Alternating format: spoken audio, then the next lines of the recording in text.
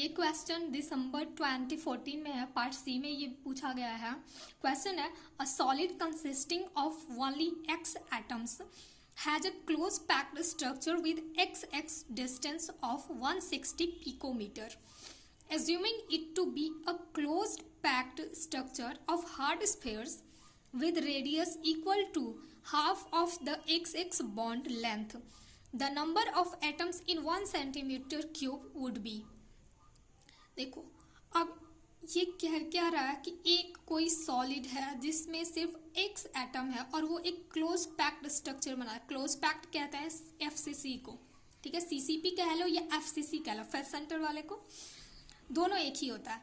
अब उसमें जो एक्स एक्स डिस्टेंस कह रहा है वो 160 पिकोमीटर है। ओके,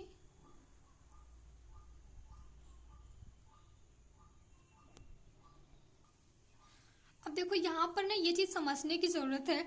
कभी होता है ना कि हम ये जो एक्स एक्स डिस्टेंस दिया हुआ है ना, हम कहते हैं कि अच्छा एक्स तो एटम हो गया और इसके बीच का जो डिस्टेंस है वो 160 पिकोमीटर दिया हुआ है, इसका मतलब ये एज ऑफ लेंथ हो गया। देखो ये एक्स एक्स डिस्टेंस दो एटम हो गए, उनके बीच का डिस्टेंस बता रहे। ऐसा नहीं बोला है कि ये जो यूनिट सेल होगा या क्यूबिक लैटिस जो है उसका एज लेंथ है, ये एज लेंथ नहीं दिया हुआ है, इसके बीच का डिस्टेंस दिया हुआ है, ठीक है। तो डिस्टेंस मान लो एक्स एक्स डिस्टेंस हमारे पास कितना आ गया 160 पिकोमीटर। तो अब इसमें पूछा गया ना कि और उसका जो रेडियस होगा, अगर उसमें जो स्फेयर है, एक्स स्फेयर ही तो है, मान लो एलिमेंट है स्फेयर ही उसको माना गया है, हार्ड स्फेयर दिया भी हुआ है इसमें, तो उसका जो रेडियस होगा उस स्फेयर का वो इसका हाफ होगा। तो हाफ कितना हो जाएगा 160 पिकोमीटर बाई 2, तो कितना आ गया रेडियस स्फेयर का 80 पिकोमीटर। अब ये कह रहा है कि उसमें एक सेंटीमीटर क्यूब में कितने एटम आ सकते हैं। लैटिस मान लो 1 सेंटीमीटर क्यूब जगह दिया जा रहा है, उसमें कितने एटम आएंगे। तो पहले तो देख लेते हैं कि इस लैटिस का कितना वॉल्यूम है। तो उसके अब कोई लैटिस का वॉल्यूम निकालने के लिए हमें क्या ज़रूरत होगा, उस लैटिस का वॉल्यूम, और सॉरी वॉल्यूम के लिए क्या ज़रूरत होगा, हमें उसका एज लेंथ पता होना चाहिए, जो ए से डिनोट करते आ रहे हैं। तो एफसीसी के लिए एक तो हमें पता है ना, देखो आर तो निकाल चुके हैं, आर हमारे पास है 80 पिकोमीटर, क्वेश्चन में दिया हुआ था। अब रह गया कि एफसीसी के लिए ए आर में तब रिलेशन देख लेते हैं, 4r इक्वल टू a√2 होता है। अब a निकालना है हमें और r दिया ही हुआ है, तो a equal to 4r upon √2। अगर इसको रीअरेंज करेंगे तो ये आ जाएगा इतना, फिर 4 इंटू आया हुआ है हमारे पास ना ये 80 पिकोमीटर, रेडियस रख दिया, √2 हो गया। अब देखो ऊपर नीचे डिवाइड कर दिए √2 से ही, इससे कोई फर्क नहीं पड़ता, ये कैंसिल आउट होगा तो फिर दोबारा ऐसा ही आ जाएगा। तो अब देखो √2 जो आएगा वो 480 4 इंटू 8 32 और 320 फिर 2√2 ऐसा आएगा। इसको सॉल्व करेंगे तो फिर ये जब इसको डिवाइड करेंगे 2 से तो 160 √2 पिकोमीटर आ जाएगा। अब देखो हमारे पास ए तो आ गया, अब निकालना क्या है यूनिट सेल और वॉल्यूम ऑफ यूनिट सेल।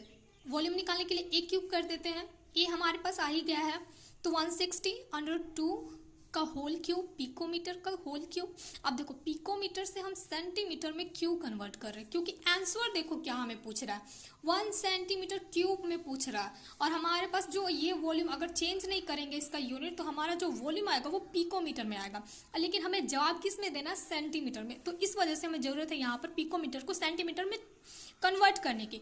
अब देखो 1 पिकोमीटर में ना 10⁻⁻10 सेंटीमीटर होता है।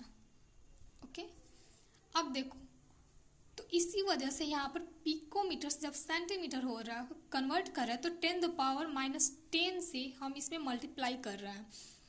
अब इसको इतना सॉल्व करेंगे, तो सॉल्व करने के बाद देखो जो वैल्यू आएगा हमारे पास इतना आएगा। फिर अब इतने वॉल्यूम में एफसीसी में कितने एटम्स होते हैं, एफसीसी का हमें पता है कि 4 एटम्स होते हैं। तो इतने वॉल्यूम में 4 एटम रहते हैं, तो 1 सेंटीमीटर मतलब देखो इतना सेंटीमीटर क्यूब है, उसमें 4 एटम रह रहे हैं, तो 1 सेंटीमीटर क्यूब में कितने एटम होंगे, बस डिवाइड कर देंगे, इतने से आ जाएगा। इतने volume of unit cell occupied by 4 atoms then 1 centimetre cube equal to 4 upon, divide करेंगे इससे तो देखो इतना जो वैल्यू आएगा वो हमारा इतना एटम्स होगा।